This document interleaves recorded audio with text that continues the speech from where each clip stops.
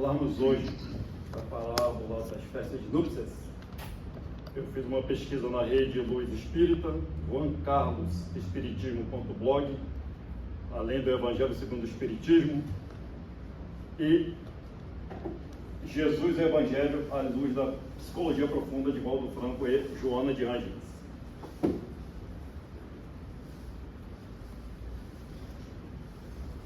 Evangelho segundo o Espiritismo, no capítulo 18, muitos os chamados e poucos os escolhidos, parábola da festa de núpcias. E respondendo Jesus, lhe tornou a falar segunda vez em parábola, dizendo: o reino dos céus é semelhante a um homem rei, que faz as bodas a seu filho, e mandou os seus servos a chamar os convidados para as bodas, mas eles recusaram ir. Enviou outros servos com este recado: dizei aos convidados: eis aqui, tenho preparado meu banquete, os meus touros e os animais cevados já estão mortos e tudo pronto. Vinde às bodas. Mas eles desprezaram o convite e se foram, um para a sua casa de campo e outro para o seu tráfico.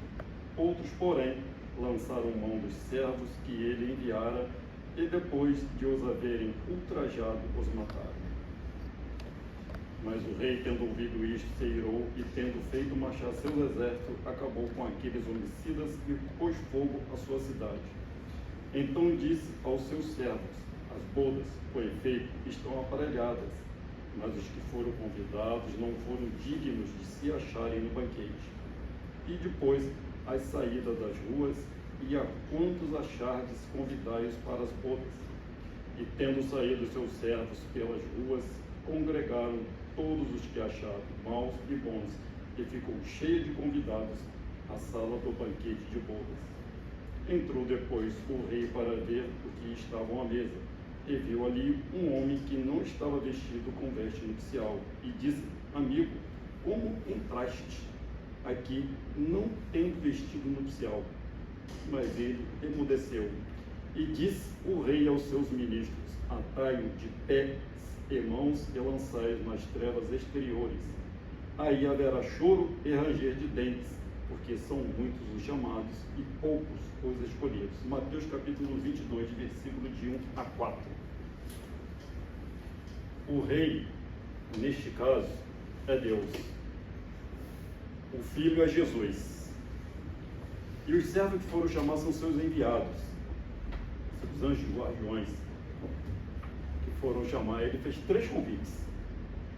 Ele convidou 3 vezes e continua nos convidando até hoje, para que nós fôssemos ao festim de bodas. Então, no primeiro convite, o rei apenas determinou a vida dos seus emissários para chamar os primeiros convidados para as bodas, que eram os hebreus, sem fornecer muitos detalhes da festa, devido à evolução espiritual daquele povo, no momento em que estes recusaram. Esta ocasião faz lembrar da primeira revelação por intermédio de Moisés.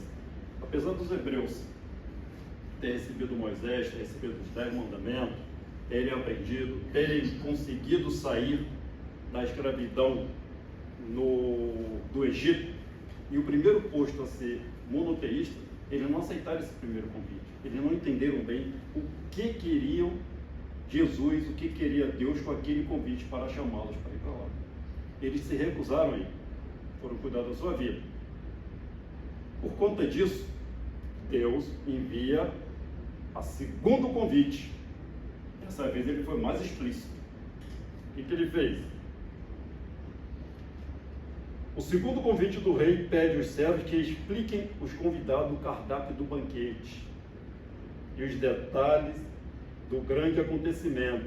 Os profetas e mensageiros fizeram os convites mais claros aos judeus. Anunciaram-lhes a vinda do Messias. Contudo, estes convidados preferiram cuidar das suas vidas, absorvidos pelas coisas terrenas, conservando-se indiferente às coisas celestiais. Inclusive, muitos dos servos deste convite foram martirizados e mortos. Também na segunda vez que foram convidados para ir para a festa, para ir para as bodas, se recusaram e foram cuidar da sua vida. Nós temos que levar em consideração que naquela época, apesar do entendimento de eles terem adotado um único Deus, o esclarecimento não era tanto. Então eles se restringiam, eles não queriam ir. Eles não entendiam o que era aquilo ali, o que se tornava aquele banquete. O banquete era boa nova, era cuidar um do outro, se ajudar mutuamente. E temos que lembrar também que eles estavam sob o jugo de Roma. E tinha um outro probleminha, porque Roma era politeísta e eles adotaram o monoteísmo.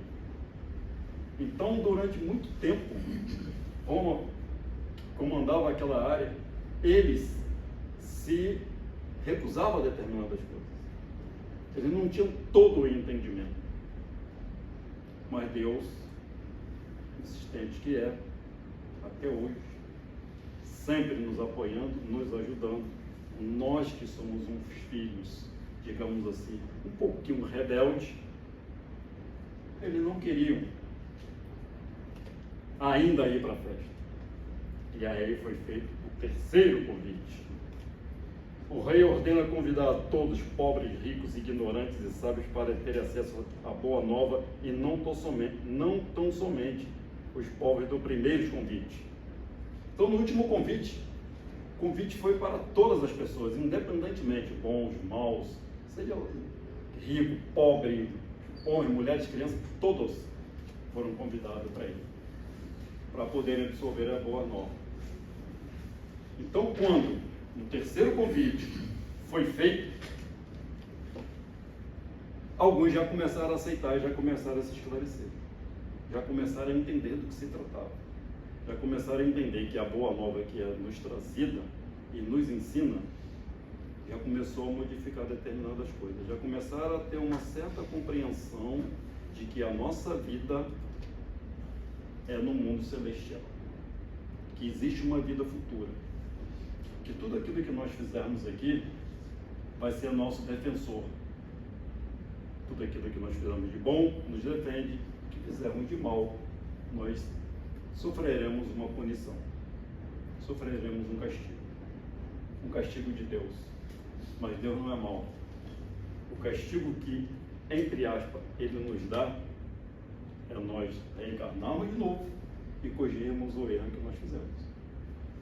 E, aliás, isso nem um castigo é, porque nós vamos ter a chance de corrigir algo que nós fizemos de errado ou deixamos de fazer. Deus, infinitamente justo e bom, Ele nos proporciona infinitas reencarnações. E cada vez que nós reencarnamos, nós melhoramos. Aquelas más tendências que nós temos, que já nos livramos dela, não voltam a nos atacar. Então Ele, na sua bondade, permite que nós reparamos nossos erros, que nós melhoremos, que nós evoluamos, para que nós atinjamos a perfeição. Perfeição relativa, sim, mas é a perfeição. É para lá que nós vamos. Não há ninguém, não há nenhum filho de Deus que não vai atingir a perfeição. Uns mais rápidos, outros mais devagar. Então, quando Ele nos faz esse convite, é exatamente para que nós tenhamos essa compreensão e esse entendimento, para que nós consigamos, dentro da nosso conhecimento, o menor que seja, nós consigamos traçar um rumo à perfeição. Isso aí, meus irmãos, independe de conhecimento intelectual. A pessoa pode ser analfabeta, mas se ela tem esse entendimento, ela vai estender a mão para os seus irmãos menos favorecidos. Ela vai dividir aquilo que ela tem com outras pessoas. E o fato de ter muito conhecimento não significa que nós sejamos bons. Uma coisa não tem nada a ver com a outra. Muitas vezes, aquelas pessoas que pouco têm, dividem com outras que nada têm. Óbolo da viúva. Ela tirou 2 moedinhas que era da sua indulgência. Ela partilhou o pouco que ela tinha, tirou de si e dos seus filhos para doar no gasofilaço. Outros que tinham muito, deu da sua abundância. E além disso, mandava emissário na frente, alardeando que ia ser feita a doação. Quando eu vim para cá hoje, eu vim de Uber, o motorista muito ajudou as pessoas na enchente do ano passado. Então a gente estava conversando que ele fez tudo aquilo que estava ao alcance dele, e ele estava se deslocando para lá com um comboio, na 116 para ir para Canoas, com um comboio, com um lanche de jet ski, uma moto caída no chão, e uma pessoa embaixo da moto. E ele reduziu a velocidade, e todos reduziram também, na intenção de ajudar aquela pessoa que ele estava caindo. Só que, não sei se foi por intuição, se ele era muito esperto, não sei qual é o motivo. Ele deu uma olhada para a placa e viu 2 pessoas de um lado e 3 do outro. Quando eles começaram a reduzir a velocidade, as pessoas saíram para tentar roubá-los. Como ele estava numa picape preparada, ele acelerou e passou por cima da moto. Não sabe, provavelmente não acertou a pessoa que tinha essa má intenção, mas passou e foram embora. Aí a gente vê, durante uma tragédia, em que metade de uma cidade, dos 500 e poucos municípios do Rio Grande do Sul, todos se ajudando mutuamente, pessoas se aproveitando da desgraça alheia para furtar, para roubar, ou até mesmo para tirar a vida. Esses ainda não aceitaram o convite, porque todos estavam passando por dificuldades e eles estavam se aproveitando de pessoas que iam fazer o bem. Um dia eles aceitarão, porque nada acontece sem a permissão de Deus. Seja lá o que acontecer na nossa vida, acontecer no nosso planeta, que é governado pelo nosso Mestre Jesus, nada acontece sem a permissão dele. Se porventura isso aconteceu, é mais um ensinamento. O importante é que eles chegaram e conseguiram salvar várias pessoas e conseguiram ajudar várias pessoas, mesmo passando por essa dificuldade.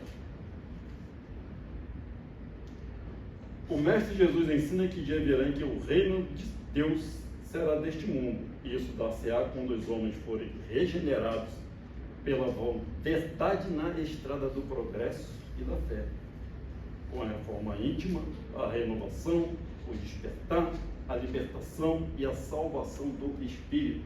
E aí nós temos 2 estradas para seguir. Podemos escolher qualquer uma delas. Uma delas é a estrada da evolução.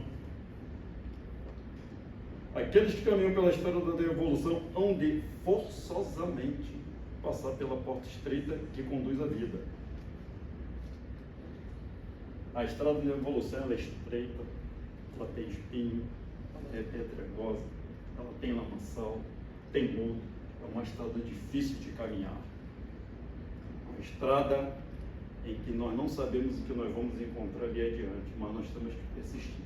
E indo por essa estrada, não há outra opção se não passarmos pela porta estreita. A porta estreita é que leva à salvação. Falando em porta estreita, no dia de Santo Antônio, tem uma cidade com esse nome, eu não me recordo agora qual é o estado, que lá tem uma fenda, uma rocha. Então, dia de Santo Antônio, santo casamenteiro, no dia anterior, as pessoas já começam a ir para lá e reza a lenda que quem conseguir passar por essa fenda vai se casar. Então, se a pessoa é um pouquinho mais fofinha, já vai ficar difícil de passar por ali. O que a pessoa vai fazer? Vai se esforçar para no ano seguinte estar fininho e conseguir passar ali e arrumar um casamento.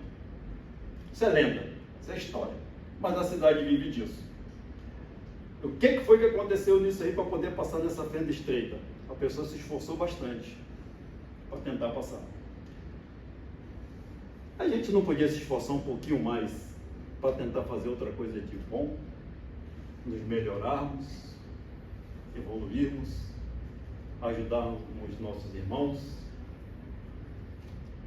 Porque quando a gente tem alguma coisa material, e nisso que eu falei é material. Nós queremos um casamento, é material. A gente se esforça. Para as coisas espirituais, a gente sempre deixa para depois. A gente sempre dá um jeitinho, não, hoje eu estou cansado, hoje não dá para ir, e já vai fechar o centro espírita, a igreja já está fechada, como se realmente fosse só isso aí, só no templo espírita que a gente pudesse se conectar com o nosso Pai Celestial. A gente pode fazer isso em casa. Quando eu tenho a oportunidade de falar para qualquer pessoa que nós podemos fazer isso em casa, abrir um livro do Evangelho, uma Bíblia, ler um versículo aqui, tentar entender, fazer uma oração na hora de deitar, agradecer pelo alimento que nós temos, agradecer pela casa que nós temos, quando nós estamos passando por dificuldade, isso já está nos ligando com Deus. Podemos ajudar alguém que esteja em dificuldade, seja lá qual for. A material é a mais fácil de todas. Dar um quilo de alimento, dar um dinheiro, pagar um almoço, isso aí é mais fácil de todas. Mas quando nós estamos dando aquele alimento para aquele irmão que vai à nossa casa pedir ajuda, ou quando nós pagamos um alimento, nós mandamos uma prece junto. Confesso que antes da doutrina espírita eu não o fazia. Eu ajudava as pessoas e não me ligava. Eu não tinha esse entendimento que ao doar alguma coisa, pedir que aquele ali faça bem aquele irmão, que aquilo ali o alimente, que ele encontre a paz e a tranquilidade. Depois que eu comecei a estudar a doutrina espírita, eu comecei a ter esse entendimento, comecei a fazer isso aí. Porque às vezes a pessoa precisa de um ombro amigo, de um ouvido para o outro, só desabafar, só falar determinadas coisas com a gente. Provavelmente já deve ter acontecido com algum dos irmãos que está no transporte público, numa parada de ônibus, e alguém que não os conhece chegar e desabafar tudo. Provavelmente já deve ter acontecido. Aí a gente ouve, fazemos uma prece. Professor, foi muito bom conversar com você. Agora eu saí daqui aliviado, saí daqui leve. Muito obrigado. Provavelmente nunca mais nos encontremos, mas naquele momento nós o ajudamos. Isso nos leva para Deus. São pequenas coisas.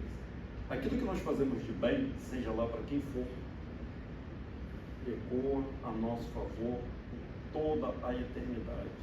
É nosso juiz quando nós voltarmos para a pátria espiritual. E aquilo que fazemos de ruim também vai ser anotado no nosso caderninho.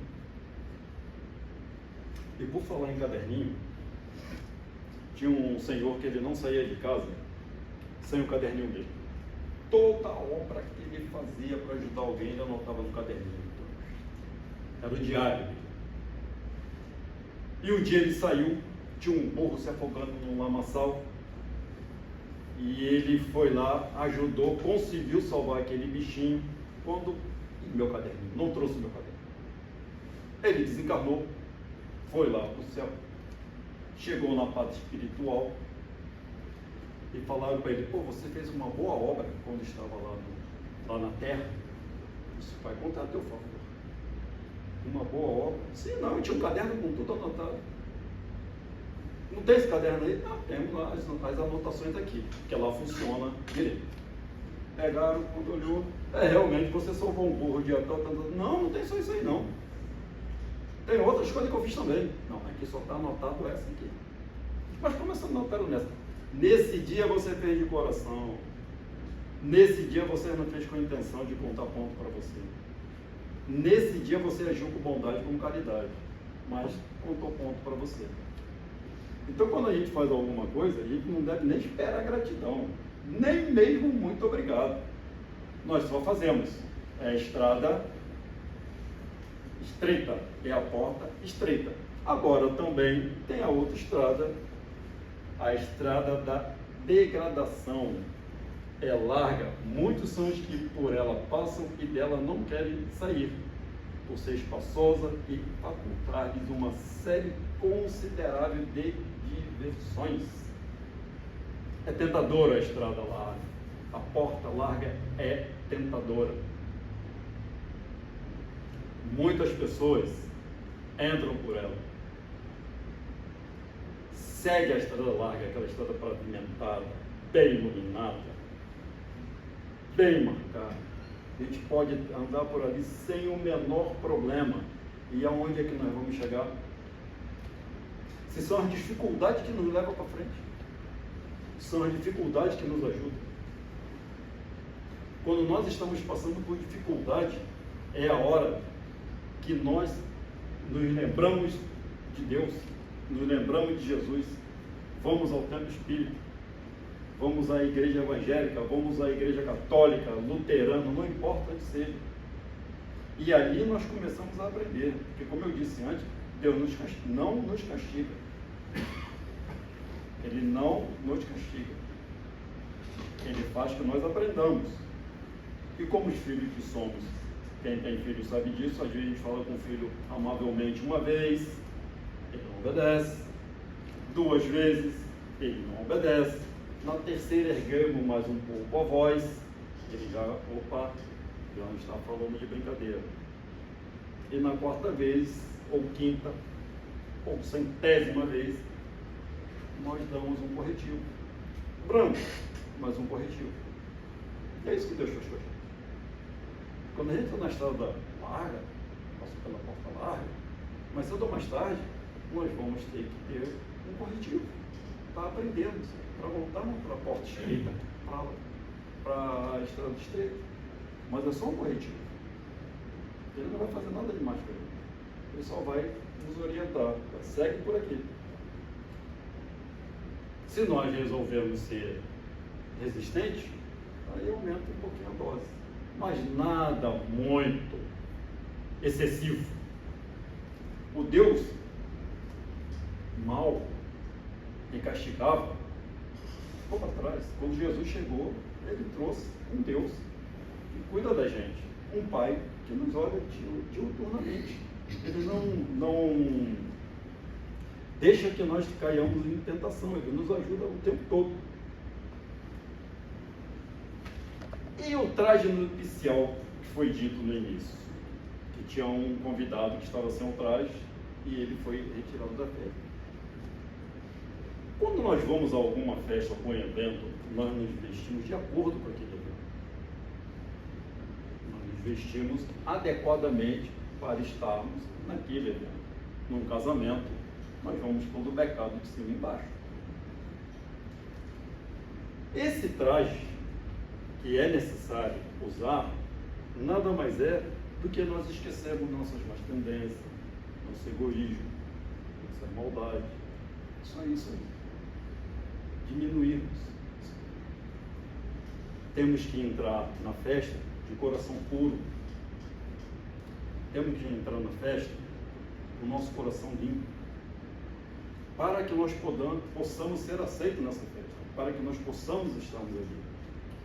Os egoístas, os não caridosos, os hipócritas, os mentirosos, os falsos cristos, os embusteiros, esses ainda não estão convidados. Eles ainda não se despiram destes trajes e vestiram o traje nupcial. Eles vão para a festa? Vão, depois que se despirem dessas má tendências. Vai demorar um pouco? Vai. Cada um de nós tem o nosso horário. Cada um de nós pode ser o trabalhador da última hora, mas a nossa hora chegará. Mais cedo ou mais tarde, a nossa hora chegará. Então nós temos que nos livrar disso daí. Gradativamente, não é de uma hora para outra, não é num passo de mágica. Não é simplesmente nós chegarmos, pai, me ajudar hoje que eu vou dormir e amanhã eu quero acordar esse homem mais caridoso do mundo. Não vai acontecer. Ele vai pôr situações na nossa vida para testar se nós somos caridosos. Quero ter paciência. Ele vai pôr situações na nossa vida, começando dentro de casa, dentro do nosso lar, para saber se nós estamos testando a nossa paciência. Já que o mundo é penitenciário, hospital e escola, e sendo uma escola, Onde será a sala de aula? Na nossa casa. A sala de aula lá na nossa casa. É ali com nossos esposos, esposa, filhos, que nós começamos a aprender. Então, quando nós pedimos para nos livrarmos dessas tendências más, é ali que nós começamos a ser caridoso com o nosso irmão, com a nossa irmã, com o nosso pai, nossa mãe, nossa esposa.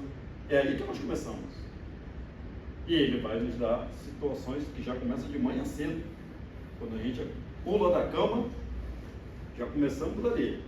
Às vezes a esposa vai fazer o café, aí fez o café muito forte. O que tu achou do café? Adorei. Adoro café forte. Sem açúcar, que é maravilhoso. Coisa boa. Ao contrário, se nós falamos, nossa, esse café tá horrível, forte para caramba. Se jogar naquela parede preta, vai ficar mais preta ainda. Já começou o problema. Não fui caridoso e não tive paciência. E é Deus que vai fazer isso aí. A gente vai pedir, Ele vai nos dar situações. Ele não vai deixar de nos atender. Chamados, todos já fomos, porque depende de Deus.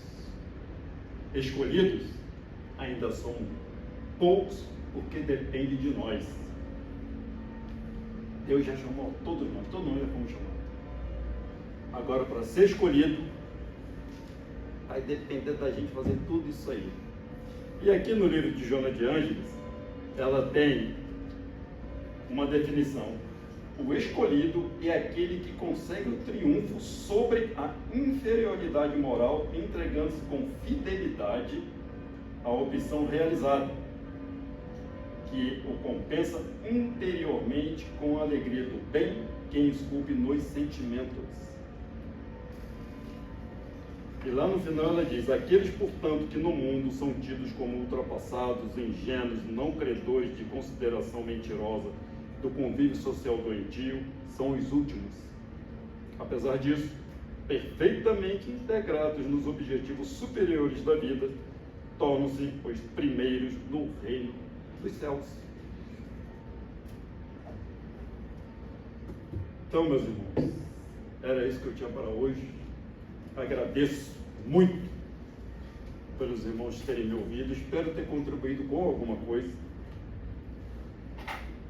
E até uma próxima oportunidade. Muito obrigado a todos os senhores.